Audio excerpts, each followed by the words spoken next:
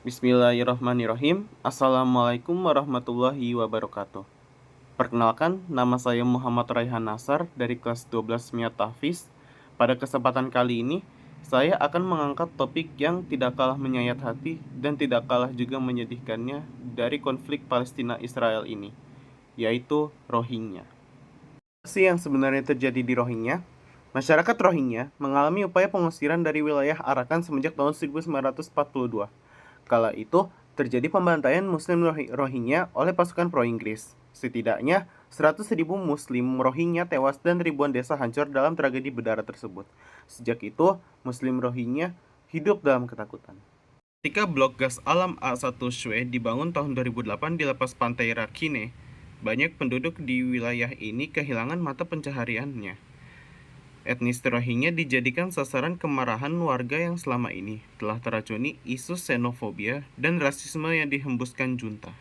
Pembantaian terus terjadi hingga pada tanggal 25 Agustus 2017, sekelompok militan Rohingya yang disebut Arakan Rohingya Salvation Army atau ARSA melancarkan serangan terkoordinasi terhadap puluhan pos polisi negara bagian Rakhine di kawasan pesisir Myanmar. Aksi itu menewaskan sedikitnya belasan petugas. Militer Myanmar kemudian menggelar operasi di desa-desa Rohingya dengan asalan untuk mengusir para pemberontak. Militer mengatakan berhasil membunuh 400 gerilyawan, tetapi pihak lawan mengatakan sebagian besar yang tewas adalah warga sipil. Menurut keterangan PBB, sedikitnya 1.000 orang tewas dalam 2 minggu pertama operasi militer itu. Pada tanggal 5 September, lebih dari 120.000 warga Rohingya telah melarikan diri ke Bangladesh, membanjiri kamp-kamp pengungsian yang dibuat seadanya. Padahal sebelumnya sudah ada setidaknya 200.000 warga Rohingya di Bangladesh yang lari dari gelombang kekerasan di Myanmar.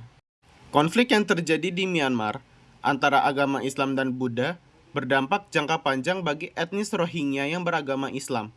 Egoisme pemerintah Myanmar yang tidak mengakui adanya etnis Rohingya di Myanmar membuat adanya pelanggaran hak asasi manusia terhadap warga Rohingya.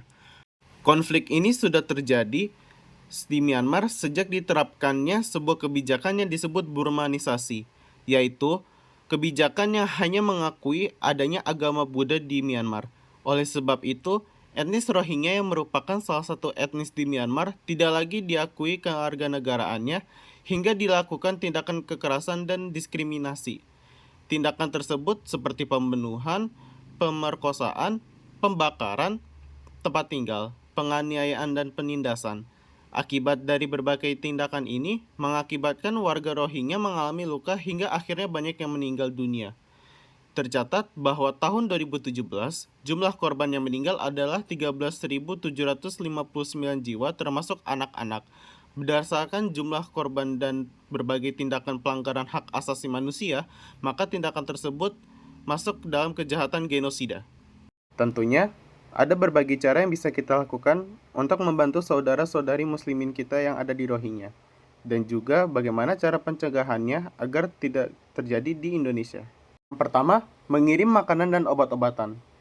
Tommy Hendrajati, Direktur Program PKPU, sebuah LSM yang membantu etnis Rohingya di Myanmar, mengungkapkan kebutuhan dasar seperti makanan, mie instan, pakaian, susu, dan pampers untuk bayi adalah hal yang paling dibutuhkan warga Rohingya di wilayah Rakhine yang tengah berkonflik.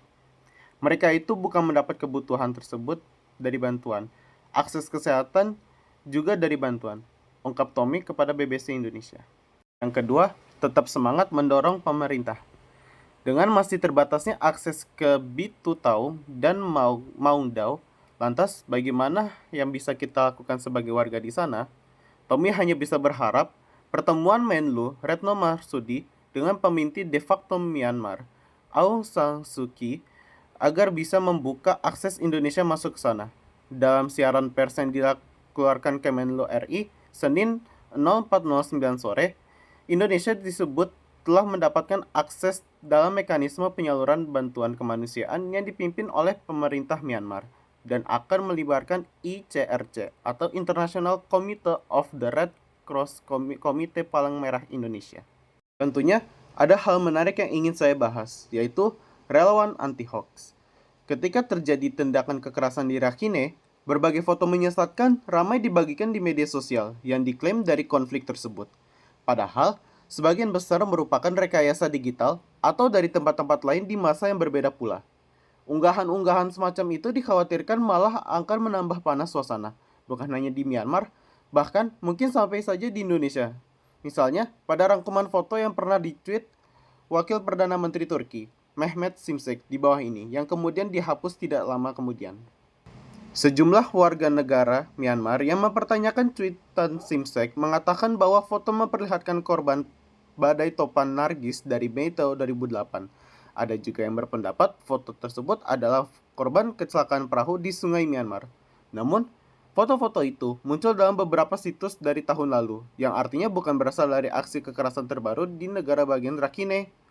Bagi Philips Permonte, soal informasi itu penting benar dan semua pihak wajib untuk melakukan verifikasi dan bukan menerima begitu saja. Kita harus mengedepankan bagaimana caranya agar berita yang disampaikan terverifikasi dan mendorong perdamaian. Lihat pengalaman Indonesia saat konflik di Ambon.